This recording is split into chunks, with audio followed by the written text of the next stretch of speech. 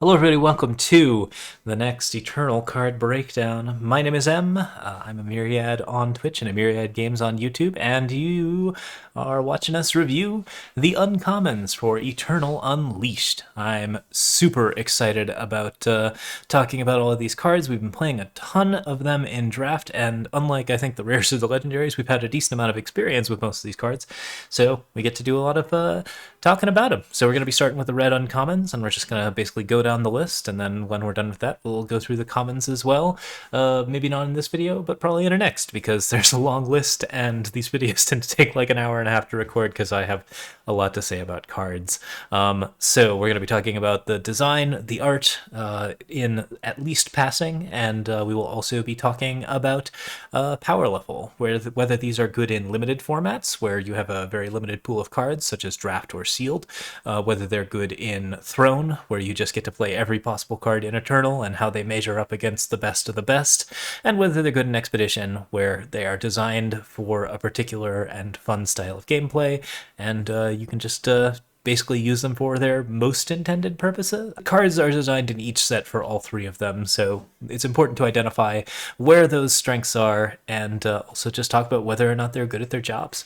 Alright, so starting things off, we got Beaker Blast. It's a 1-cost, deal 1 damage to an enemy. If it dies this turn, the enemy gets Void Bound, which is a nice little bonus. Like, this is something that I think is common on red cards in general, just to make it a little bit easier for them to deal with shadow decks that are fairly heavy on recursion, and to give them options to shut down stuff like that.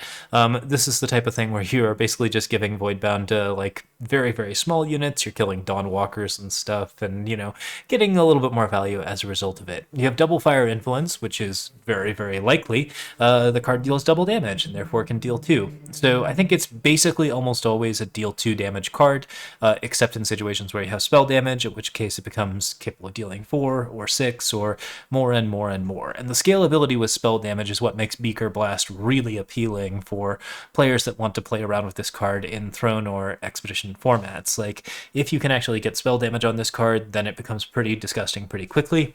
The most common thing, like if you've seen our previous Jank Brews, the Edict of Shavka deck plays Beaker Blasts for, I think, something like 18 damage very, very quickly. So, like, it's just a pretty nasty thing to run out and hit somebody with. That being said, the card normally just does 2 for 1, and it does it at fast spell speed, which effectively makes it a char with a little bit of upside.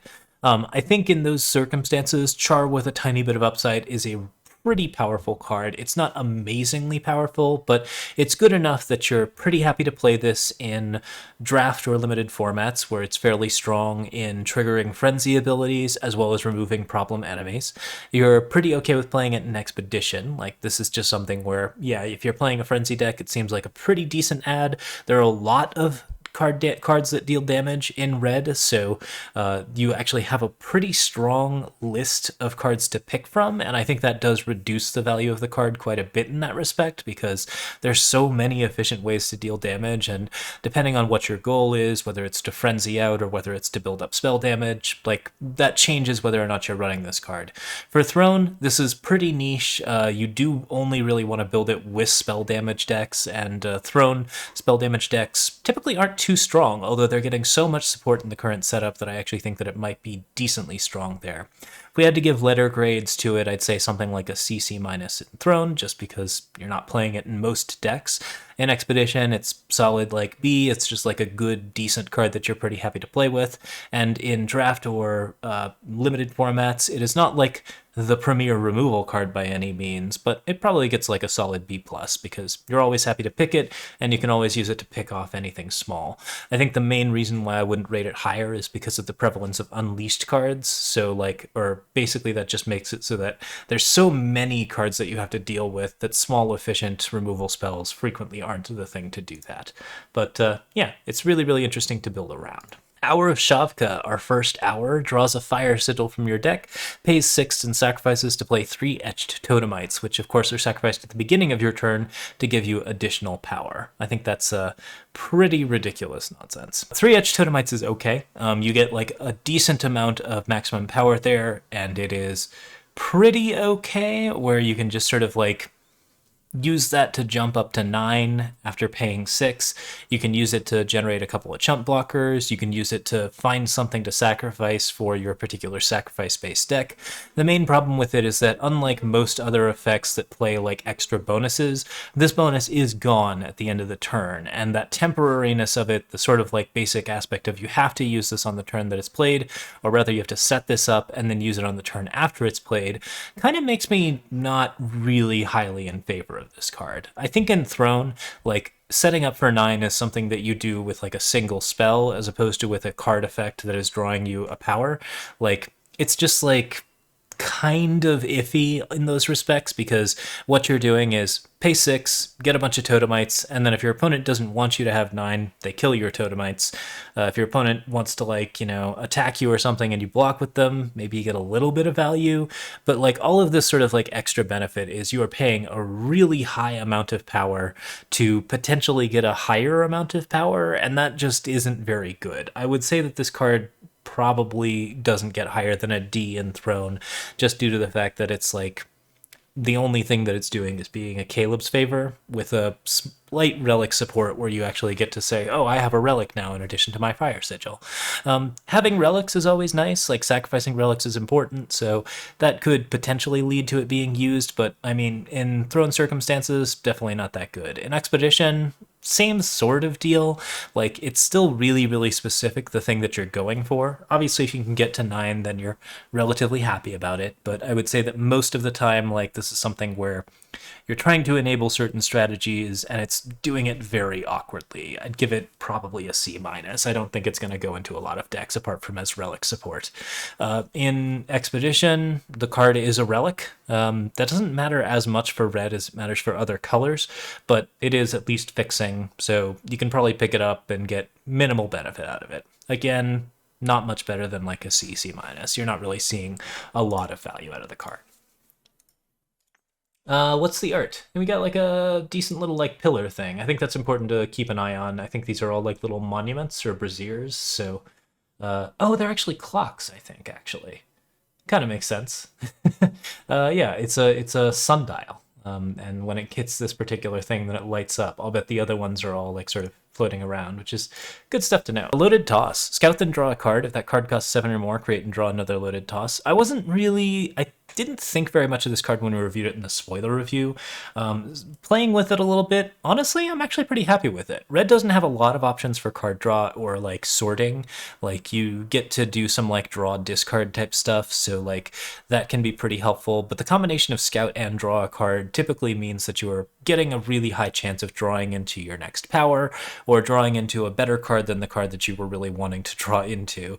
I think that, like, since this card sort of triggers a lot of spell-based strategies and is fairly cheap and occupies a space in sort of like slower red decks where you just like kind of need to sort through your deck and find the card that you most need, it can really balance out those big expensive decks that actually want to play a lot of 7-drops, and then of course you get extra copies when you actually hit one of those 7-drops. You don't usually want to use loaded toss to find your 7-drop, notably. You actually want to use it to find your power so that you can play your 7-drops. But once you're actually up in power, then the card becomes capable of just infinitely recurring for extra value and getting you a bunch of cards on top of that. It's a really slow and control-oriented strategy. It's a weird strategy, but I think the card just kind of generally works. I'd still say it's only like, you know, a C in Throne. It's not insanely strong by any means. It puts a lot of units, or it puts a lot of spells into your void for certain spell matters cards, but by and large, like, being this slow is not usually acceptable in Throne. In Expedition, I think I'd give this card maybe a B-. Like, I think that the amount of, like, good fixing that you can do with it, like, I can see this card in decks after actually having played with it. I think it actually does a lot of things that's pretty worth it. It's possible that it belongs in a pretty broken red deck, but what that red deck is, I'm not really sure yet. Expedition-wise, this is Not that great. Typically, anything where you are looking for a card instead of playing cards in Expedition can really cause you to fall behind in tempo in ways that kind of punish you. I think that certain selection cards do work really well if you're trying to get a particular combo or a particular best card in Expedition, but I actually rate drawing particular cards and doing stuff like this without any sort of onboard benefit a lot lower in Expedition, so I wouldn't really pick it very highly. I'd say it's something like a D. People commenting on the art and how weird it looks. It's true, they've definitely got like JoJo faces, which is very unusual. But yes, clearly some very stressed out people. You can actually see the sweat beading on this character. So like some weird poses going on. I'm wondering if that's like a JoJo reference or something like that. So Zealot of Shavkin, 2-cost, summon, deal 2 damage to the enemy player. Double red influence, so you got to play a little bit deep into it. So this is like Forge Wolf's bigger stepbrother, but like, so when we first started out like with Eternal Basics, like 5-6 years ago, when we were very just beginning our Eternal career, we talked a lot about how Forge Wolf and how it was essentially like the worst card in the set at the time, and therefore one of the worst cards in Eternal at the time. And it still kind of is, but that card has actually gone up a lot in value due to the fact that dealing damage to the enemy player on top of playing a unit is now really good on account of Frenzy.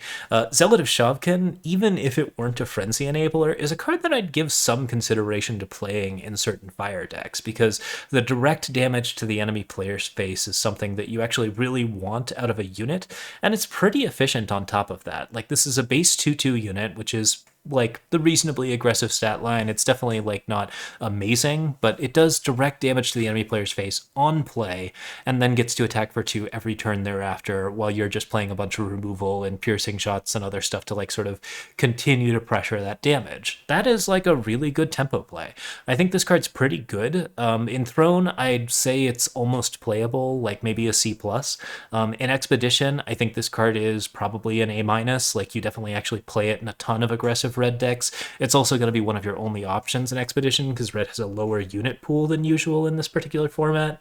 And playing deep red, this does exactly what you want it to do. It goes for face, it tries to kill your opponent, and if it kills your opponent, then your opponent can't play all of their good cards, so that's the way to go. Like, this is Eternal Basics #1. This is the thing where you just, if you kill your opponent, then they are dead, they can't play good cards, therefore this card is the best card. Yeah, like, this is something where it actually does the thing it wants to do, and it does it reasonably well. So yeah, doing its job. Plays really well in draft as well, because dealing damage to face is good, and this is a great Frenzy trigger, and you need 2 drops. You absolutely have to pick this card if you're playing in Fire. Okay. Barbarian Gorillas. I wouldn't say you have to pick it over removal necessarily, but you need units, and it's one of the big ones. Okay. Barbarian Grill is Overwhelm, Unleash, Summon, Kill an Enemy Attachment. Love this card. So it's a combination of like Ruin and a basic 3/2 Overwhelm unit that also gets to play multiple times. So like, yeah, it's a pretty interesting combination, and I think it works out really well, because the basic benefit is that you get to play a lot of Overwhelm units, which benefits a lot of other things in this format, including Skycrag, where you've got the 4/4 that gets a bonus every time you play an Overwhelm unit. The unit is pretty efficient for an Unleash card. 3-cost 3/2 is decently aggressive and actually survives a lot of damage, and it has Overwhelm, which means that it pushes more damage than usual, which your opponent then has to block, typically on multiple different fronts, because you often have like 2 or 3 of these cards in play. Having more Overwhelm units is generally better than having just one Overwhelm unit, and this is one where you have a lot of Overwhelm units, and on top of all of that, you're destroying relics, you're popping Aegises, you're breaking everything that your opponent owns, and just having a grand old time. I really like this card. I think in Throne, it's probably a solid B+. You can actually use it. It actually does the things it wants to do, and it's pretty easy to get like some cost reduction on it with the many different Throne cards that do that, including Miner's Musket, which makes it potentially just the card that bombs your opponent completely out of the game. On top of that, like, it's just really, really solid in Expedition. Like, it's an amazing card for that type of setup. It plays really strongly in just straight Unleash Overwhelm, which I think is just an easy staple deck that anyone can build. Barbarian Gorillas, play a couple of other Overwhelm units, play your 4-cost 4/4, and just like go to town. You're gonna get tons and tons of value, and as long as you're playing a decent amount of power, this is a reasonably winning strategy. So just goes into the average deck, solid B+. Expedition wise, or limited wise, yeah. You want this card. It's really good. It does a lot of good things, and there's a lot of relics that just need to be incidentally destroyed. I'd give it maybe even an A. I think it's really, really good. Cool. Darkheart Acolyte. This is a card that's more strong and limited than anywhere else. It's a 1/4 taunt, which is a pretty decent stat, and then the frenzy is that it creates and draws a 5/5 dragon with flying. That being the Calderon dragon. That's, I think, it's blue and red, and it's a 6-cost 5/5. So, like, you have to pay for the 6-cost 5/5, which in Expedition or Throne, you're just like, oh, great, another unit that I need to play for way too much power. But in Expedition limited formats, having lots of big evasive flyers is an absolutely disgusting way to win a game, and Darkheart Acolyte does that in just amazing form. Like, if you have a Darkheart Acolyte and you trigger like 1 or 2 frenzies, then your late game is basically sealed up because you just get to do constant horrible dragons, and wow, that's going to be a lot of fun. Also, the card blocks pretty well for you, which gives you time to set up for those dragons. So, like, this is a real interesting limited option, probably an A-. In Expedition or in Throne, I would probably not give it much higher than a D. It's just like, you can play it, but you need a very specific type of frenzy deck, and it's very unlikely to be worth paying 6 for those 5/5s. But if you get a ton of those 5/5s, you do just start valuing out your opponent regardless of what color you are. So yeah, it's pretty good stuff. Experimental Chamber. Summon, you can sacrifice a non-sentinel unit to play a 5/4 sentinel exhausted, so it turns like a Grenadin into a 5/4, which not too bad, except the exhausted text actually does matter a lot, I think. Once per turn, you can also pay 2 and exhaust one of your units to scout, notably pretty good on endurance units, in particular Lucky Prospector, which is a common in the format and tends to get played quite a bit. I would say that this card is pretty reasonable, at least in limited formats, because A, you get to get a bigger unit out of your smaller units, which if you're in red, generating tokens is not too hard. B, you can even sacrifice your totemites, which is frequently going to be a thing. B, the fact that you can just like basically scout repeatedly is a really powerful effect in limited formats, because it's a great way to sort of like not so much sink your power as make sure that you get consistent draws and continue to get gas later into the game. So this does some good things for your late game. I think this card's probably like maybe like a C+, B-. Like, it's definitely decently strong in limited. You probably don't pick it over removal or like efficient units, but it is something that you pick as a way to keep your game running and get you to your big bombs. So overall, pretty decent. And then, like, I don't really consider it as much of a card for Expedition or Throne. It's just a little bit too weak. There's a few too many things going on with it, including, like, the 3-cost, the 2-cost for the Scout, and the fact that the Sentinel itself is exhausted and therefore can't be very helpful to you until basically after its time. Like, if you're paying 3 for a 5/4 Sentinel, and then you're not getting the Sentinel until turn 4, at that point the Sentinel is no longer really an efficient play. And on top of that, you had to sacrifice a unit, and just kind of gets a little bit iffy. But Expedition is like, it's okay. Maybe like a D, but, not much D+, I would say. I don't know. Homesick Yeti. Summon, reduce the top card of your deck by 1. Ultimate, when you play your 5th card in a turn, transform it into Red the High Roller, which is a 3/3 that plays the top card of your deck at the start of each turn. Really fun card. Pretty easy to transform in Expedition, which I think gives it a little bit more of a leg up. But has 1 health, is a little bit tricky to like play out as the 3/3, I think. Like, there's definitely worlds where you're like warning shot, or like warning shot into Grenadin Rescue. That's 4 cards. You play your 5th card and it's a Homesick Yeti, and then it's immediately a 3/3. That's decent. You can get some good benefits out of that, and like that kind of setup is pretty nice. On top of that, you still get the summon reduction, which is really helpful for Unleash, and then once you are playing the top card of your deck every turn, you have a higher chance of actually playing an Unleash card, which is another pretty important aspect of it. Still, the card is a 1/1 for 3. It is a lot of hoops to jump through to get a card that is pretty good based off of its start of turn effect, but otherwise like not terribly efficient for the amount of stuff that you paid for it. Still very vulnerable to removal, still very vulnerable to relic weapons, to killer effects, to taunts, to all of the different things that are just generally dangerous for a Yeti out on the town. So like it's just a little difficult to get this guy active and keep him active. If you do it, then the value is very, very good. So I might be inclined to say that this is like a C-level card for Expedition. Like, I think that you do get to play it. It's a tough strategy to play, but if you actually get it running, you feel pretty happy with your deck. So that is something where if you get a really specific type of deck running that really supports Homesick Yeti, it's going to pay dividends. It's going to actually do its job. It's going to pay off in the way that you want it to. In Throne, I think this is way too many hoops to jump through. Although it is a little easier to trigger the high roller option, it's also much easier to just torch the thing. So that probably puts poor red out of the running. In draft formats, I think I do pick it pretty highly, maybe even at like a B minus level, just on account of the fact that the card's transformation is so strong in Expedition, but also like there are a lot of ways to trigger it at common. Like Grenade and Rescue is the most common option. It triggers with power as well. So if you can get this thing running pretty quickly, that's a big deal. And also anything that reduces the cost of your top card of your deck has a chance of hitting an Unleash unit, and that has a chance of just blowing out the game. So that makes it a reasonable thing to try and put together. So I might pick it a little bit higher than I normally would a card with this weak of a stat line. But it is still something that you have to assemble the deck around as opposed to pick later in the game. Okay. Rocky Ride. Deal 2 damage to an enemy and play an Etched Totemite.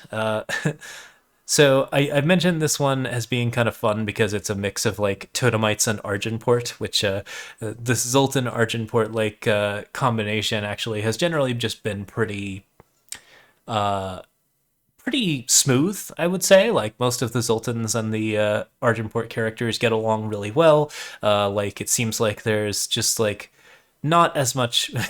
I mean, we reviewed some rares that say that they don't, or actually, I guess that's Minotaurs blowing up the spire or something like that. But yeah, you know, there's some stuff going on at the moment. But like, basically, like we don't get to see like this sort of weird interaction where you have some characters a little out of their element. And I really like this Totemite just fighting with a dog. It's very cute and a good demonstration of like what the world is like now in the current format. It tells a story.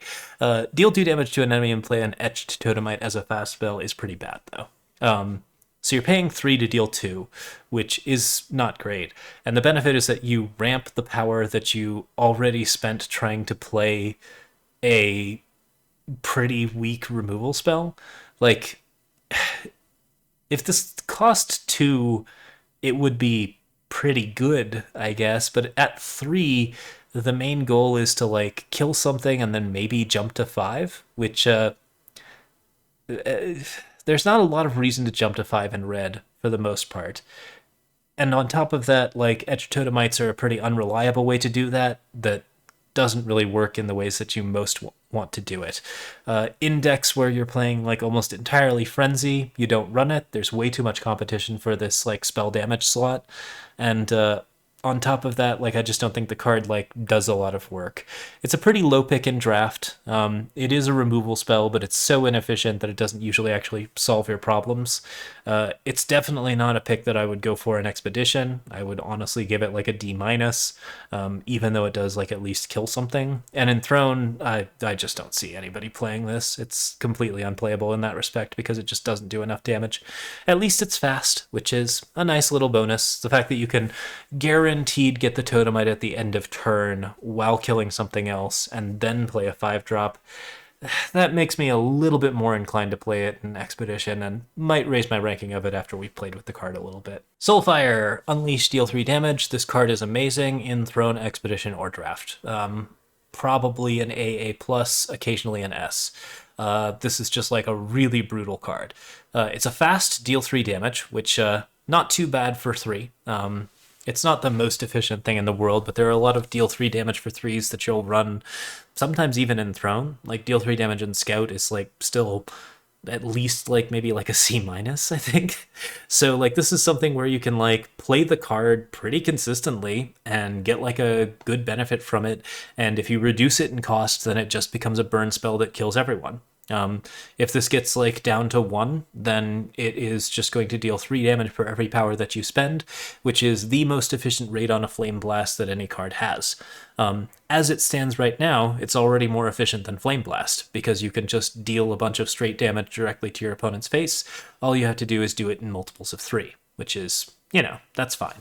And, getting this down to 2, still really, really efficient Flame Blast, and probably even more so than, like, other cards of that particular nature. Plus, you can give it double damage, which is a pretty common strategy, I think. You can take the card, play a bunch of them, and then discard it to some sort of effect. Tools of Oppression in Limited is a good option, or if you don't have quite enough power to pay the 3rd Soulfire, you can discard it to a Tinker's and create a weapon. That kind of thing where you get that extra oomph out of it is really, really nice. Spell damage really applies to it really well. Like, it just scales better off of spell damage than most other fire burn cards. This card does an insane amount of damage in a very short period of time and tends to be really, really efficient with just about anything that you can stack on top of it. Top pick in draft. You just want this kind of removal in red. It triggers multiple frenzies in a turn. It kills your opponent if you're full up on power, and it destroys their entire board if you're full up on power. It's just very, very good on that front. Expedition, same thing. Like, I think it's probably more like an AA plus in that, but like, there's so many different decks that you can build around that concept. And in Throne, the potential to go completely nuts with it is just out of this world. So very, very good to set up. Someone's saying this could be the Zoltan Arcanum finisher. Sounds about right to me. I can't remember if that's a once per turn effect anymore. But yeah, it's pretty crazy nonsense. Oh, Bren. Yeah, no, I like it with Bren. Good times. Armaments Collector. Flying while you have a relic, summon, draw 2 cards, entomb, discard 2 cards. Super powerful, actually. Like, I think it's a red Valkyrie, which we're nice to see that we're getting a few more of those. Another really well-designed red Valkyrie. I'm really liking the way that red Valkyries have been put out in the set. Like, it's some good stuff. This is pretty reasonable and limited. I think Flyer 3/2, pretty good stuff on that front. If you're already out of cards, then you get to play this card, draw a bunch of cards, use those cards on top of that, and then you just have something where you might have to discard later if the card gets killed. That can be a problem. Like, obviously, there is a disadvantage in having a unit on board that can basically just eavesdrop you at any time, because it means that you can't hold cards effectively until the Armaments Collector is dead. You have to actually hold on to power, which is not that good in an Unleash format. You actually want to be playing a lot of your power. Or you have to hold on to, like, some dead cards, which, if you have dead cards, that's fine. If you don't have dead cards, then, this is a real problem if the card actually forces you to discard. That being said, it's still mostly upside. You get a lot of just immediate on-turn, on-board, like, I get to draw some new stuff, and you get to pick what you discard. So it effectively is just looting you in the worst of circumstances, and paying 4 to loot while also wasting one of your opponent's removal spells is definitely not bad. I will say this card sits on the ground pretty frequently in red because they don't have quite as much relic stuff going on, but still, it's a 3/2 flyer. And it also doesn't trade very well with most of the things that you can actually trade with. It dies to insect swarms in like just pairs. It dies to Green Stretch Griffin. It just doesn't trade very well with most of the flyers. There aren't a lot of 1 damage flyers in this format. There are a couple, 1/3s, I think, but most of them don't really see as much play. Still, this card like gives you a good advantage in a limited format. In Expedition, I think it's probably potentially playable as part of some sort of Valkyrie-based strategy, but you have to be going pretty hard on the Faithless Looting. In Throne, I'd rank it pretty low, but there is maybe something for just red decks that want to play lots of Valkyries. I think it's pretty unlikely, so like something like a D there, a B- in Expedition, and a solid B+ in Draft. So, goodish unit. Full Tilt. Each unit deals damage to itself equal to its strength. Time to flip the table. This is not bad. It's a 6-cost Wrath effect in red. Red doesn't really have any Wrath effects. I would say that this is probably not going to see a lot of play, though. Like, main thing is just, like, a lot of red's biggest problems are units that have more health than strength. If you're facing down against a bunch of 3/5s, full tilt is more likely to kill all of your units and none of theirs. You can still build it into like a Praxis type list where you actually have a lot of units with less strength than health, but paying 6 to rat the board is, conditionally even, is a lot to ask, and this is something where it's just like a little bit tricky to actually get the best benefit out of this. There are some like cool tricks, like cards with lifesteal can damage themselves to gain health, which is kind of neat. You can trigger a bunch of entomb effects all at once. You can blow up all of your opponent's stuff. But like overall, I think this is pretty expensive for what you're trying to do, and red is frequently so up in people's faces that it doesn't really have time to sit down and try to destroy the entire board. It's just going to be like doing a lot of really aggressive stuff, and then if its entire set dies, then it's going to want to Flame Blast or start casting Soul's Fury and not go full tilt. So yeah, I'd say I'd rank this pretty low.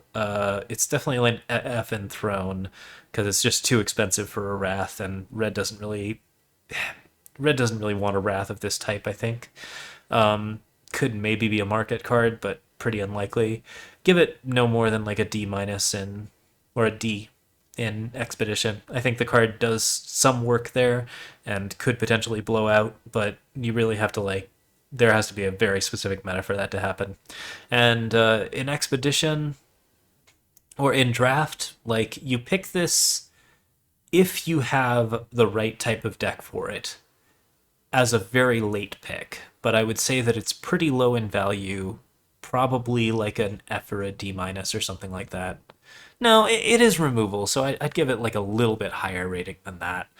And, but mostly like you wouldn't pick it until late in the game when you know that your deck can handle it, because it's going to determine a lot of the shape of your deck, and it is a real expensive card to be playing in red. All right, that's the fire cards. Next up, we have time. Resettle. 0 cost, each unit you played this turn gets +1/+1. So it's like a pretty minor buff effect, but you can use it on a lot of different units all at once. Notably interesting following, say, Marison's Legacy in Limited, because you can just play 3 units. You can also just play this on absolutely anything with Unleash, your Grumbos, your Insect Swarms, your whatever you want. I think the power of Unleash cards and the amount of Unleash cards that you want to be drafting makes this card a progressively higher pick in draft based on how many Unleash cards that you have. Overall, a +1/+1 bonus for basically no cost is an interesting option in Limited and potentially something that you're going to see a little bit of play around. So, belongs in niche decks in both Expedition and Throne. In Throne, it's basically like, is there a version of aggro that can be so fast with units that it justifies playing 0 cost spells to get minor bonuses? And the answer frequently can be yes. Like, I think the classic example here is just Sand Warrior, which is a 0 cost 3/3 that triggers once you have a certain amount of time influence. If you're playing 4 Sand Warriors in a turn, or even more Sand Warriors in a turn, then getting them all up to 4/4s could be pretty good to beat a Hailstorm out. In Expedition, same sort of general thing. The deck that you're playing is a little less niche because it's an Unleash deck in particular, and you're trying to make sure that basically your very, very cheap Unleash units are extremely strong.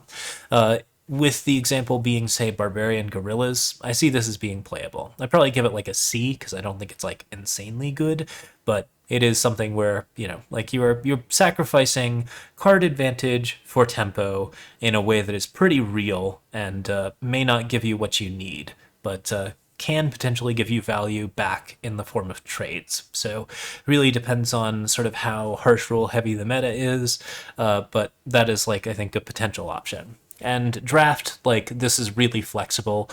Once again, I don't think you rate it super highly as your first pick, but I think you do rate it super highly once you've picked up a couple of insect swarms and are trying to build just a monster. Like, that can happen pretty fast, and you could do some pretty interesting sweeps in that setup. So decent stuff. Notably, it is a slow spell, so it doesn't work with Insect Swarm on ambush, but you can play the card and then just get the flyers out immediately, buff them up on your own, and then be prepared to deal with them next turn. Gravitor Trainee. 1/1 flyer. Summon, you can discard a card to draw a sigil of your choice from your deck. This is pretty decent. 1/1 flyer with an ability that allows you to fix. I think that Time likes the ability to just draw a third power guaranteed, and this doesn't cost you in card advantage, apart from the fact that you're playing a 1/1 flyer, which is relatively weak, but, you know, not something you're going to feel super unhappy about. The main weakness to this in more limited formats is the presence of Insect Swarm, which makes Gravitor Trainee, like, significantly worse in comparison. Like, you're frequently going to be attacking with this for very little amounts of damage, and then it's going to trade with an insect, and you're going to be sad. But if you're buffing it up with certain effects, like I believe the main one that's pretty important is blue-yellow flyers get +1/+1, which I can't remember the name of at the moment. But like, that kind of thing really helps out with decks like this. So draft, probably like a B-, maybe a C+. It's not amazing. It's just something that fills that one slot pretty well and fixes your power. Expedition, you have to build a flyers deck specifically, so I'd put it in about the same spot. In Throne, a lot of good options in Throne, probably doesn't play. Discarding a card to draw a sigil is not really the best cost, considering how many different ways you have to fix your power in Time. So probably just a straight F there. Stutter Step. Make a unit disappear, it reappears at the start of the next turn. It doesn't play summon effects, but it keeps its attachments. So this is like a implementation of phasing. Majestic Skies is the card. That's correct. So this is an implementation of phasing, and it's okay. I would say that it's like got some good stuff going on with it, where you basically just get to dodge a bunch of removal spells. You get to potentially put a unit that your opponent has into a position where it's just a little bit rough. The fact that it doesn't play its summon effects and keeps its attachments is kind of interesting, because it means that you can like bounce the card and actually keep weapons on the card. I like it basically. I think I mostly like it on the defensive when you're playing a lot of weapons. If you're playing a lot of weapons and you're on defense, then this is something where you can actually get good benefits and get the thing that you want to get, which is protect a unit that has weapons. That being said, there's not too much of a reason to stutter step beyond that. The one thing I can think of that's also good here is playing this in conjunction with Wrath effects. So if you can reduce this cost card down to 0, that makes it even better. But basically, like, just a situation where you have a bunch of big units, and then you just stutter step a few of them, harsh roll the entire board, and then all of your units pop back into play at the start of the next turn. That's pretty sick. Not only that, but it's your opponent's turn, so that means that they have to deal with the fact that you have a bunch of blockers after you harsh rolled, which can basically, that'll put a damper in just about anyone's day. Overall, I think this is reasonably different enough to maybe merit some Throne play. It's probably not going to belong in a lot of decks, so I'd put it at like a D just because it's very unlikely to see play, but it's still interesting. In formats where you're a little bit more capable of like playing around with big monster units, I think Stutter Step has a decent amount of potential. Just that combination of like 3 green, blow up the entire board, and stutter step a single unit is like enough tempo that I think this card can see play as like a C+. So decent in that respect. Pick it pretty low in draft, probably not higher than a D, just because like while it is nice to protect your units and while it is nice to temporarily remove your opponent's units, in both circumstances you are not solving a problem necessarily, and you're never trading better than 1-for-1. So gotta really make things go to help that out. It is one of those nice combat tricks that makes double blocks more interesting, but that's about all I can say for it, I think, in limited formats. Endangered Kieran, flying endurance +1 maximum power. This is a nice competition for Apprentice Mage, the 2/2 player that also plays +1 maximum power. I think most of the +1 maximum power cards in Time are visibly unique from each other in such ways that I think you can play just about any of them in Throne, and they all kind of are ranked about the same. Like, there are a few that are like specifically better for certain decks. You're really happy to have the 0/1 for 2, because that one gives your stuff killer, and that's a big deal. But the 2/2 is survivable, which is a big deal, and it's actually efficient on like its own merits. The 2/1 flying endurance is pretty hard to deal with in a number of different ways. It's pretty efficient, it's very aggressive, and on top of that, it has +1 maximum power. But its huge vulnerability to snowballs does put you at a lot of risk for that maximum power, especially since you're paying 2 for the cards as opposed to using a 1-drop or anything like that. So, yeah, there's a lot to say about this card in terms of its comparison to Throne cards, but it compares favorably enough to Throne cards that I might give it a B-. Expedition-wise, I think I'd rank it a little lower just because of the prevalence of snowballs in Expedition, but still, definitely like a C+ at the least. I think it goes in a lot of decks, and maximum power is just something that you want. And then in draft, this is a pretty high pick. You want flyers, you want cards that can give you maximum power. You have to play around Insect Swarm pretty carefully here, because that's like a pretty big deal. It is a common, you have to pay attention to it, but like, I mean, for +1 maximum power, there's not a lot you wouldn't do to have a 2/1 flyer that's only costs 2. I think this is like a relatively high B in that particular format. Hot Hand. Give one of your units +1/+1. When it hits the enemy player this turn, draw a card and kill an enemy attachment. So, okay. I think this is limited only for the most part, but there is some potential to do a couple of interesting things. I like the motion in this one. It's a little cartoony, like the coins are shuffling in different directions, which is cute. There's a good bit of crazy in that person's eyes, and I think it's really brought out by that premium effect. And so, like, there's some good stuff going on with it, and it's a cute drawing. I like the whole, like, casino sub-theme, and I think it's been pretty good in the art in general. So, nice to see all of these medieval friends having a good time, I guess, at the tables. Yeah, so this is a permanent +1/+1 bonus. And then if you are basically playing it into an empty board on a flyer or something along those lines, you get to get your card back and you get to kill an enemy attachment.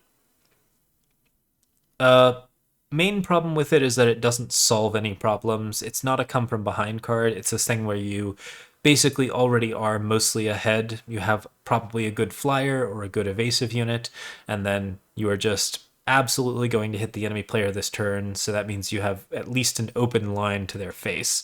The fact that it's so specific, I think, makes it pretty hard to rate effectively, even though if you actually get the dream scenario, you're pretty happy with it. I think that because it's a slow spell, I wouldn't rank it much higher than a D in Limited, and I wouldn't rank it at all in Expedition or in Throne. I think that it's just not really enough. I do think the permanent +1/+1 can be beneficial. I think a good example of a card that would be kind of benefiting from this would be something like the 2/1 quick draw Warcry with the double damage. So like Praxis stuff where you actually get that kind of like evasiveness going and force your opponent to block. Like this gets really fun when you're actually in a strong position, but the deck that you have to play to be in that position may want to do more efficient things with its time. So, but destroy a relic, so yeah, maybe if you're into flyers. Hour of Grodoff. Summon, draw a time sigil, pay 6 and sacrifice Hour of Grodoff to give your units +1/+1. This is one of the better hours. +1/+1 is just a really good bonus and limited stuff, so that's always nice. And then, like, overall, it just kind of works out pretty well. I'd say that it's decent. You get, like, a really, really good bonus where you get basically that sort of Xenobelisk, like, temporary, but not temporary, fully permanent bonus to all of your flyers or all of your big units. You just make all of your stuff a little bit bigger than your opponent, and that's a useful thing to spend 6 power on. On top of that, this card is a Talir's favorite. It draws time sigils. It plays a relic so that you can have relics for any sort of relic-based strategies you want to run. And in time, relic-based strategies are really, really common, so this is something that you actually play with. I think I'd play it in Throne. Rat Cage, Hour of Grodoff stuff, like Xenon, Rat Cage is just a thing, and Hour of Grodoff slots really well into that thing and allows you to buff all of your rats, which, that alone means that there is a pretty easy, competent deck that can justify this, and it fixes their power when you don't have to run like the 0/3 that gets a power for every relic you play or something like that. Like, you can just run more relics for even more relic-based strategies. So, like, that kind of stuff, I think that probably benefits like a B- or something like that. In Expedition, this card is good. It does all of the things you want it to do. It fixes your power. I think you play it in quite a few decks, probably definitely in that same sort of B- territory. In Draft, this card is still good, and you still want to pick it relatively highly. I think it's just basically about the same power level across the board, a little bit stronger in Limited than elsewhere. Temple Looter, taunt ambush and tomb draw a card, makes a reference to Temple Scribe when it's played. Temple Scribe says, it's written right here, and Temple Looter says, oh, hey, thanks for the raid, Aquadope Champ. Hello. Hi, everybody. We're recording card reviews for a YouTube video, so this will probably show up right in the middle of that YouTube video. So yeah, Temple Looter says it isn't written at all, or something like that, or this isn't written down at all, and so has a specific reference to Temple Scribe, which I really appreciate. In addition, the art is kind of sweet and also references Temple Scribe, which I'm very appreciative of. It's a 1/1 taunt ambush with Entomb draw a card, which all of these are decent things. You have to kill the unit to get the card, but odds are you're just throwing this down in front of something as a blocker, and that's what Temple Scribe does anyways. So doing it as an ambush is fine, and using the taunt effect to like root out something that actually is defensive is also fine. Like, if there's a 1/1 that you really need to get to, sometimes Temple Looter does that. Regardless, Temple Looter will typically do the thing that it's best at, which is die. I think you can play this in front of a lot of different things without really expecting it to be silenced, because you can just play it without your opponent having power up to silence it. So typically it functions as a Temple Scribe. The only thing it doesn't do is gain life, and it can be used a little bit more aggressively than that. So yeah, it's not quite as consistent as Temple Scribe for just fixing your power, because you do have to play it in front of a unit, and that means you're not going to have as good a time against control decks, which I think is a really reasonable concern when you're playing in Throne. But Expedition-wise, this is your replacement for Temple Scribe, and I think it's a solid B+ on that front. Like, you just get to play it in a ton of different decks, and it'll do the thing that you want it to do. Draft-wise, like, this is a minimal effect, but it is okay. The main problem, I think, is that people are going to be expecting ambush 1/1s because Insect Swarm is a common, so you're probably not going to get value out of this card, which is the main thing that you're really looking for. I think it's something where, like, if you're trying to make your deck smaller in Expedition or Throne, you feel a lot better about it. In Draft, you pick it like a little bit lower, so I'd rank it only around a C there. So probably C in Draft, C in Throne, just like, it's middle of the road, it's okay. But in Expedition, this is just a solid solution for Temple Scribe, and you're pretty happy to play it. Next up, we got Insatiable Bug. I'm sad that the humbugs have finally come out. Like, we see a lot of like new insects now. But yeah, I guess the ichthyologists will be happy. That might be wrong. Regardless, this is like, new weird fantasy bugs. Just all of the bugs of your fantasies. 3 cost 2/3 flying deadly, puts all spells from a void of your choice into their owner's deck. You gain 1 health for each.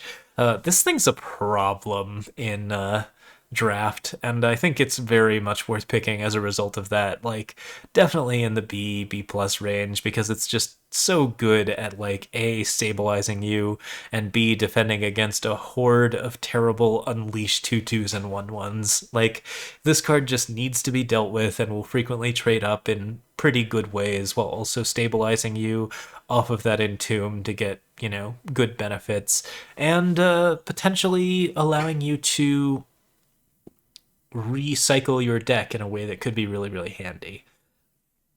All of that leads to me like saying this card is pretty worth it in limited formats. I think you play it in Expedition for being a deadly flyer, but it's much lower rated there. It's just something where if you're playing a lot of spells, you can get a bunch of health off of it, and that's an okay thing to do in Expedition. It isn't going to win you the game or anything, but it might mean that you live long enough to do whatever your terrible thing that you want to do is.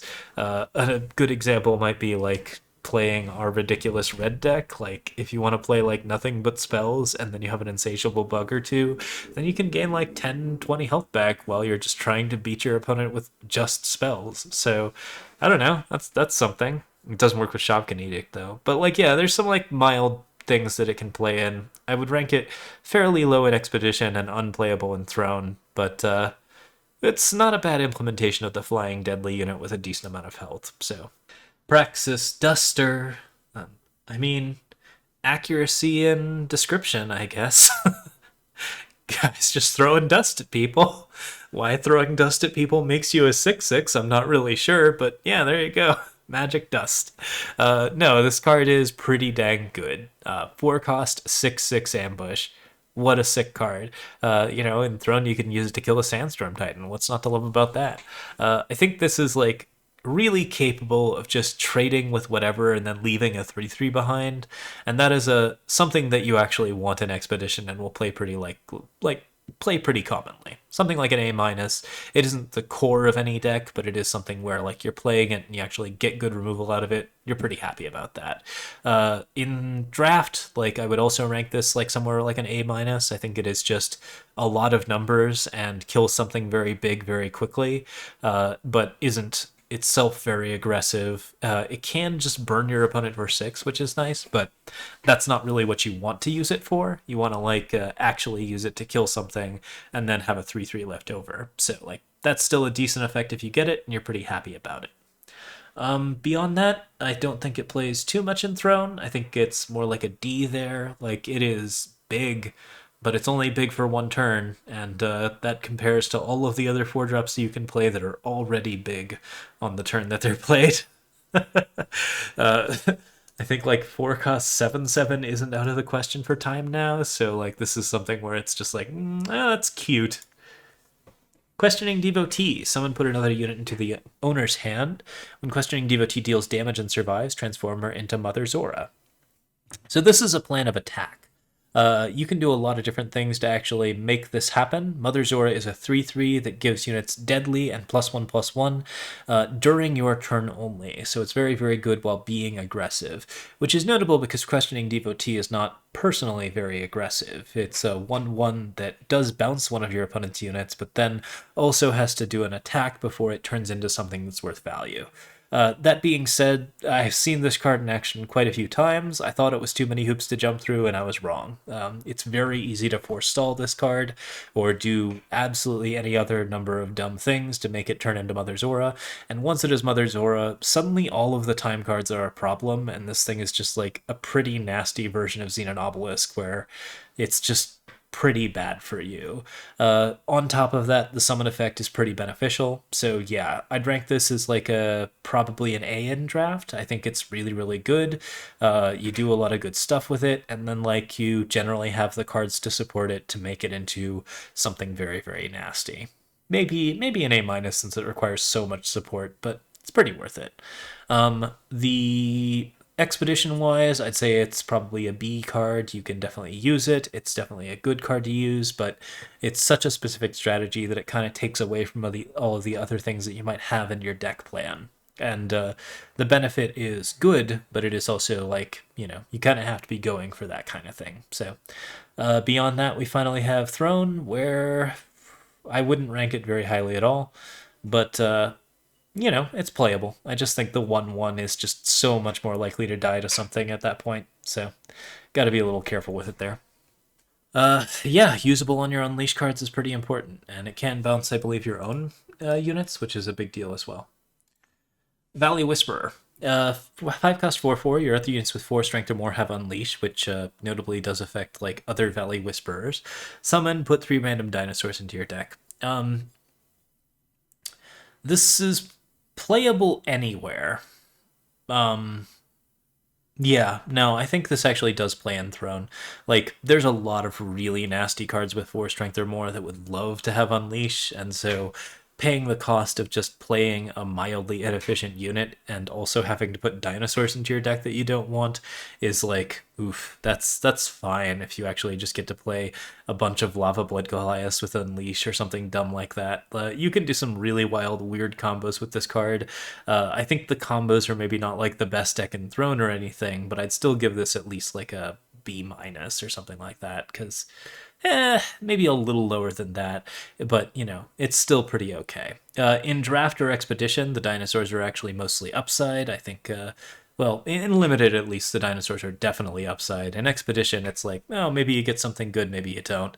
Maybe you play something out of your colors, maybe you get something exciting, maybe you get a big overwhelm unit. You could do all sorts of things. It could make a world bearer behemoth. It could make just any number of things. I don't think it can make it an expedition, but in Throne, you can definitely do some pretty interesting stuff.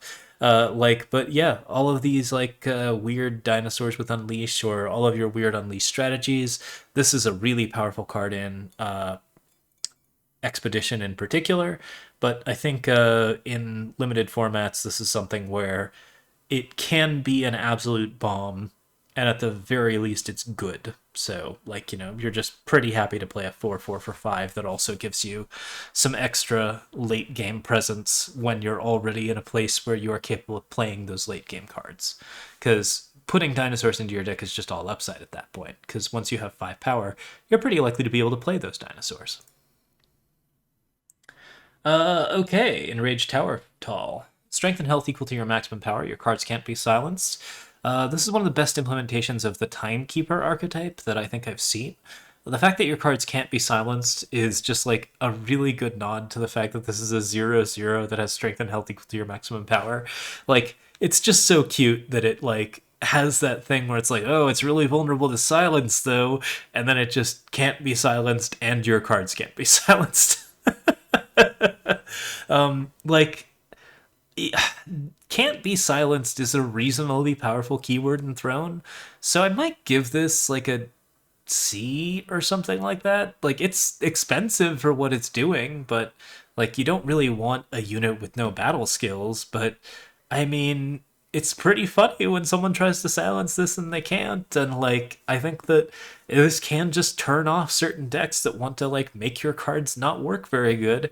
And on top of that, it's just always a big unit that has to be killed. You can't silence it and make it not a big unit that has to be killed, so you have to spend removal on it. It will otherwise just eventually value out. So yeah, cool stuff on that front. I like the card in draft quite a bit. Big units are always good. This one's pretty efficient for its stat line. Often ends up being a 10/10 or 11/11, and at that point it's usually bigger than just about anything on the board, except for, of course, Grumbo, who is the biggest. He's this big. Yeah, so probably a B plus in draft, pretty dang good. Probably a B plus in expedition, pretty dang good. Probably not that strong in Throne, but I mean, it's at least good enough to try. So, okay. Binding Agreement. Put your hand on the bottom of your deck. Draw cards until you draw 2 non-power cards with the same cost. So this is a weird one because it's an 8-cost card that can potentially draw you almost your entire deck. The main disadvantage to it is that you have to have a lot of different cards of different power levels. Something like at least a 1 through 12, right? And then you still have to have 13 or 14 other cards, so that makes it a little hard to draw non-power cards of the same cost, because you have to have a minimum of 50, so it's just or a maximum of 50 power cards, so it's impossible to use this to just get into everything that you need. But the odds on this are interesting. I haven't worked out the math on it. I suspect it's bad, but I would say that in a draft, this is a cool way to refill your hand that is unfortunately just too expensive to play, so you don't pick it very highly. Expedition, you build a weird deck around this, and then it kind of works most of the time. It's still pretty expensive, so I wouldn't rank it super high, C minus, I don't know. Interesting to see who. Zoltan signing contracts with Argenport fellas is a little scary, actually. So, this is a rough one. I guess we'll see how this all goes. Yeah, hopefully not the way of colonialism. We. Anyways, this is like fine. I would say it's not very good in most formats, and like there's just maybe a throne deck or an expedition deck where it completely is broken. But you have to pay 8 for it, so like it's not really comparing favorably with all of the other cards that draw cards. There's a 4 cost draw 2 that can pay 8 to draw 4 here, and like Binding Agreement probably doesn't get better than that most of the time at slow speed. Better than ever. Each unit you played this turn gets a random battle skill.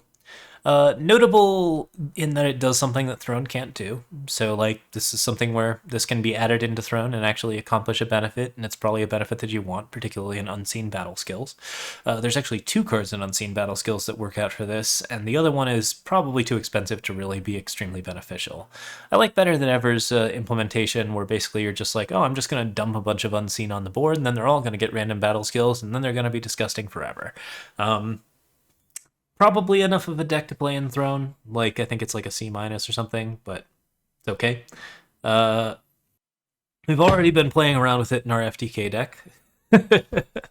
So, you know, there's potential for it to do some pretty interesting stuff. But I don't know if it can actually get the first turn kill or not yet. You got to get double damage and Berserk still together, but it seems like a pretty interesting thing to play on your Infernuses and try to win the game with. So more on that later. As we continue to try to get the first turn kill, the first and only first turn kill in Eternal. Yeah, I wouldn't rank this card too highly anywhere, but I would note that it is like definitely a role player in battle skill based decks, and there's some potential for it to be good everywhere, because aggressive decks that also have a bunch of battle skills can be really interesting if the idea is to play very stat efficient units at cheap prices. What's a good example? Something like turn 3, play a Hexivore, play 3 Sand Warriors, play a Better Than Ever. That's a hard beat, so you could do some pretty wild stuff with it. Okay. Next up, we got Aerial Deployment. Unleash, create, and draw a random Valkyrie. I have managed to play with this a couple of times in draft, and every time I've been super pleased with it. The Valkyrie pool is incredibly strong in Limited, and I think that's actually going to be a strong reason to value this card highly in Expedition as well. Like, this is just like gonna get you Ranias. It's gonna get you 4/6 lifesteals. It's gonna get you occasionally like a blankish for a cost 2/3 that makes a 1/1 Warcry for 3. But I mean, there's a lot of nasty, nasty Valkyries that this card gets you. Sometimes even outside of your normal green colors, because you get access to some red Valkyries as well. I think overall this card's decently strong. Good value. You get to draw a bunch of cards. The cards are all relevant flyers that are actually pretty evasive. And like, while it's a little bit slow, this is something where if you play it on 6 and then just start playing a Valkyrie every turn after that, you're really, really happy in Expedition. I think I'd rank this pretty highly in Expedition, maybe an A minus. Or in draft, sorry, in limited, probably an A minus. In Expedition, it's more in like the B area. It's a very slow thing to do, but lots of Valkyries is nice, and you can do some decent benefits with it. Random units are significantly less valuable in constructed formats compared to limited formats, but like, there's some decent amount of cards, and you're pretty likely to get good ones because the Valkyrie pool is small and full of really good Valkyries. Rania being, I think, one of the main ones that's just like, oh, I got one of these? Okay. Next up, we got our Kodosh. Draw a Justice Sigil, pay 6 to sacrifice and gain 3 armor, give a unit +3/+3 this turn. Sundial all the way on the top there. So yeah, this is something where you get armor, you get a good bonus. You can't use those two things together, I think, because armor generally benefits you only if you have a relic weapon already out. So it's not likely to give you a huge bonus to your relic weapon unless you're playing it on something like a Furious Magnaventress. And I think the synergy with Furious Magnaventress alone makes this card pretty worth it. Like, pay 6, your Furious Magnaventress gets an additional +3/+3 on top of the +3/+3 it's attacking with because you have armor.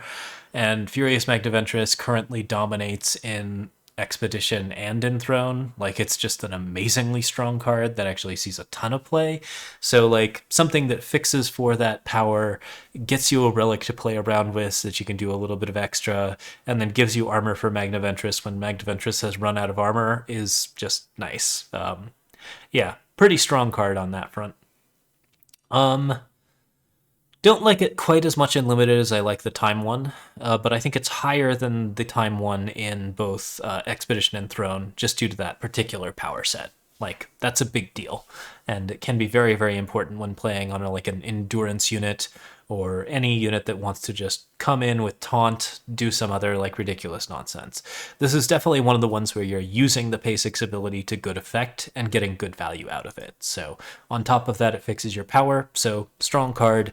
A in Expedition, B in Throne, and B minus in Throne, and then in Draft, just like, oh yeah, no, card's great. Probably a B there as well. Pull up, give a unit +2/+2. That unit is blocking, it's permanent. Neat little trick. Doesn't really compare too well with most of the other tricks in the format. Like, Find the Moment is still a +5/+5, and the bigger number is usually the better number, particularly for a cheaper cost, even though the thing you need is to pay a contract for Find the Moment. But yeah, like, you're getting Saddle Up in this format, you're getting Find the Moment in this format. I think if you are looking at a set where, looking at a draft list where you have all three of these, you probably take either Saddle Up or Find the Moment first. That permanent bonus is really, really cool, and it is very important if you want to like set up an Unleashed card, pull it back into your hand, put it back down. But all of that stuff is a little bit more slow and reactive and not quite as good as just going aggressive. And that's generally where your tricks tend to get the best benefit as well. So Pull Up being more conditional, I would rank it lower than most of the other removal cards in the format. I think it's a good value card, but I think that there's a lot of cards that already do this. And like, so despite the fact that the card has significant value and you would pick it as like probably a B card in Draft, it's just not really going to compare that favorably with Expedition or Throne cards because there's just too many things that do this already. Yeah. So next up we got Rivets Wrench. Once per turn, pay 2 and discard a card to create a random attachment. This is super cute. So we've already played a couple of games with this, and I've really, really enjoyed it. Sometimes it's gotten me complete garbage and lost me the game. Sometimes it's gotten me amazing things that win the game almost immediately. A lot of times I just get the Arcanum card that gives me +3 power, and it's extremely fun for basically limited stuff that wants to play Unleash cards. So notably, Unleash is a keyword that gives you extra cards in hand to discard constantly. So sometimes you are just like playing a couple of barbarians, and then you have 2 power left, and you don't have a barbarian, and you have a barbarian that's going to get discarded at end of turn, and you just turn it into a big weapon. And sometimes that big weapon is like a 5/5 with lifesteal for 7. Sometimes it's a random power stone. Sometimes it's a win condition for multicolored decks. Like, there's a lot of variability in the pool here, so that's a little bit rough, but the notable thing is that you don't have to discard the attachment or do anything weird with it, so if it's not a card that you want, you can eventually cycle it until it is a card that you do want. So that inevitability, that general power of value, and the fact that this just basically turns cards you don't want into cards that you do want over a longer period of time makes it pretty much critical in Limited. Like, this is probably an A+ card. It's just really, really good, even though you're paying a pretty significant cost for it. It's also a relic, which matters for a couple of different reasons, and the random attachments that it gets you can just win you the game. Also, it's really fun to play, so there's no reason not to pick it pretty highly. On top of that, like, you can Unleash has replaced Echo as your favorite keyword. Yeah, I mean, that's exactly what it's doing. It's replacing Echo in some good ways. So yeah, pretty into that. Yeah, you know, so this is great in Limited. In Expedition, it's obviously a little bit more limited because paying for these types of effects is more difficult. Randomness is still randomness, and that's not always what you want. That being said, I do think that since the card is always going to inevitably value out by just turning cards into better cards eventually, like, this is something where you're never really unhappy to have it, and I might rank it reasonably okay in Expedition. In Throne, I don't think it plays. You'll have a lot of ways to like actually make the cards to throw to Rivets Wrench. The question is whether or not you want to do that every turn, and that is not a guarantee. So I wouldn't rank it much higher than a D in Throne, but I would rank it pretty highly in Expedition and Draft, and I think it's just fine there. Okay, Scornful Elite, 2 cost 0/4 Aegis. When the enemy player plays a unit, it gets -4 until the start of their next turn. This card's exactly as good as I thought it was. It's a 0/4 with Aegis. There aren't as good of weapons as I would have expected an Expedition to play on this card, but like, nonetheless, this sticks on the board. It defends your board really super well. It's a giant pain in the butt, and it makes it so that nothing can have Aegis. And also, like, you just get to attack a little more aggressively into stuff with your mid-range units. And yeah, everything about this just creates problems for your opponents in great ways. On top of that, it's a Minotaur, so Argentport Minotaurs can play around with it. I'd give this like maybe even an A- in Draft. Like, I think for a card that doesn't actually do anything, it is extremely good at doing everything. One of the things that you want to do when you're playing Unleash cards is be a little bit slower, which means you need high health units like this that can survive removal. And so this stuff actually like makes a huge difference. And on top of that, it is just capable of nixing all charge cards, capable of nixing all Aegis cards, capable of nixing killer cards, and just like making them worse. And that is a big deal. A lot is happening for this 2-cost card that you're pretty happy about. Expedition, think I'd give it an A. Draft, think I'd give it an A. Throne, yeah, maybe B+. I think that's pretty reasonable as a 2-drop. You're not really unhappy to play this in Throne. It's gonna do some stuff because most of the units in Throne are really weird, and this is something that particularly addresses weird units. Okay. Spectral Armor. Your units are invulnerable to damage this turn, negate all enemy spells being played directly on them. What a fascinating way to just make bad things happen to your opponent's spells. Can be better than a counterspell, which is nice. Little bit tricky because, like, I don't know. I think this is quite a swing. Because if you're swinging basically evens for evens and your opponent blocks with a bunch of stuff and then plays like a Wither or like, well, not a Wither, but like plays a couple Death Strikes, tries to like do some other like stuff like that, Spectral Armor can just be a sweeper. Invulnerability to damage is quite good as a trick, I think we've established. This is a fast spell version of that at 2 instead of a fast spell version of this at 6. And like, this is just like a pretty good implementation of a card that has been progressively getting stronger every time it's printed. I think invulnerability to damage has always been a thing, but it has always been like more expensive than this, and this is a cheaper version of it that happens to be quite good. Yeah, combined with a negate, I think it might actually see some play in Throne, maybe like a B- card. Expedition, I'd say B+. I'm not sure what it goes into, but I'm pretty sure it goes into something. And then like, yeah, on top of that, like, you're probably pretty happy to play this in Draft, but I wouldn't rank it super highly. I think it's just something where you really want at least one of these tricks. So something like a C+ there. Okay. Tinker Unionist, Taunt Warcry, Unleash if you have a relic. One of the more undersold Unleash cards, but also like one of the better ones. The combination of Taunt and Warcry makes for a really good combination in general. It's not very hard to get relics for Tinker Mob. There are so many good choices. We've already talked about a ton of them. And on top of that, like, this is a cheap, effective and efficient Warcry unit. It's better than the 2-1s. You just have to get the relic for it, which means that it's generally going to be played later instead of earlier. That being said, if you play this card at 2, unlike most of the other Unleash units, you're pretty happy with it. A 2/2 Taunt Warcry is great, and you can actually do some good stuff with it. You can play a ton of good tricks on it. It's got Saddle Up and Find the Moment directly in the main board. This is like something where you just get amazing benefit out of it immediately. And then on top of that, it unleashes for an absolute beating. So yeah, really, really like this card. I think it's one of the premier Unleash cards, so probably plays in Throne. Certain Warcry decks like it.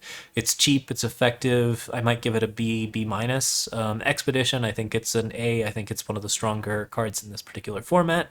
And like just one of the stronger like uncommons that you want to play for Warcry decks and for relic based decks. And then like, you know, limited, this is just like also an A. It's very, very good. It isn't necessarily going to win you every game, but it is something where it is just a super reliable 2, and you tend to pick 2s pretty highly because there are not quite as many of them as there usually are. Forensic Analyst. 1/4 flyer. When an attachment goes to your void, transform into Chief Investigator West. We've already talked about this card. It's disgusting. There's a pretty easy common enabler for it in time that's just a scout card that immediately triggers as soon as Forensic Analyst goes into play. That combination is one of the best things that you can do in draft, and I'd give it like an A+ for that reason. Maybe S tier? No, it doesn't have like Aegis or anything super tricky, so it can at least be killed. But nonetheless, like, this is something where you are frequently just playing it as a 4/4, and then it attacks and plays more flyers. What more could you ask for in a limited card? A 3-cost 4/4 flyer that plays more flyers when it attacks and gives you armor? That's just... Ooh. On top of that, like, if you can't get your attachment to your void immediately, this is a 1/4 flyer, which is pretty dang good. It'll block those insect swarms, it'll keep the 2/2s at bay, it'll draw a lot of removal, it'll draw a lot of tricks, it'll basically just make your opponent's life pretty hard until it turns into Chief Investigator West, or until it gets removed, which is going to cost your opponent quite a bit. Yeah, no, this is one of the highest picks that you can get in Justice. You absolutely want it. It's amazingly good on that front. In Expedition, it's also incredibly strong because, like, I mean, this is still just a super efficient Valkyrie at a very good price. This is another one of those reasons why that random Valkyrie card is so good. And yeah, like, no, you definitely play this in Expedition Valkyries. In Throne, I think I'd consider it. Having to have relics in your Valkyries is tricky, and what attachment you're going to sacrifice is definitely an interesting question. And, you know, obviously there are lots of good Valkyries in this format. That's at this point, like, Forensic Analyst is now competing with Valkyrie Enforcer, which may still be the better card. But having a bunch of interesting attack triggers does make it kind of interesting, so I'd give it like a C+ there. Okay, Griffin Rider Marshal. Flying Taunt, pay 3 to give another unit flying this turn. Not as good in limited as I would have expected, but giving flying to other units is just the way to win the game, so you want it, and you're probably going to pick it. Probably like a high B+. Expedition-wise, I think it's doing some things for you, but it's largely too expensive, and the pay 3 ability is a little tricky, and the same goes for Throne. It's just absolutely unplayable there. Interesting implementation of Taunt. I like the Gunslinger Griffin combination. The fact that it's a Gunslinger doesn't really matter, but it's nice. But yeah, like, Expedition-wise, this is a really strong pick, and it's mostly only that it's overshadowed by the other uncommon in this particular setup. Okay, next up we got Black Book's Enforcer. Summon, choose another unit. Strength and health becomes the higher or the lower. This is a beating either way. I think it's actually better when you use it on your own units to make like a 1/4 into a 4/4 or a 1/5 into a 5/5. That can be pretty rough and will typically give you a lot of advantage in tempo in limited. Expedition-wise, I think this is okay. It is not removal, but it is at least capable of dealing with some problems in some short order. But yeah, I'd say it's relatively minor, maybe like a C-. So yeah, B+ in draft seems really, really good. Definitely want to pick it. Is pseudo removal and is also efficient enough. And then Throne-wise, probably not. Minotaurs are not necessarily a good deck in Throne, and there's really good Minotaurs to play at 5, namely Tavrot Orc Broker. Bejeweled Knuckles, 6/6. At the start of your turn, if you have no units, you sacrifice it. Good card. Solid relic weapon for its cost. And the sacrifice ability is like, yeah, it is relevant, but I mean, that still means that you like dealt a bunch of damage to your opponent without actually incurring any sort of health cost. So, okay in Expedition. Pretty strong in Expedition even, because like the combination of units and relic weapons is reasonable. And while this gives your opponent better ways to deal with your relic weapons simply by focusing on your units, which is like I think one of the strengths of relic weapons generally, this is still something where you are generally up while you have it and can frequently get at least 2 cards out of it, which is pretty good. On top of that, like I think this is just like a really, really strong pick in limited formats. Just A in limited, B in Expedition, probably no more than like a C- in Throne, just because Throne is so stacked with good stuff. But not that many 6-cost relic weapons, and this is a strong implementation. All right, we're taking a short break to let a cat out of our room because it keeps sneaking in, and then we'll be right back.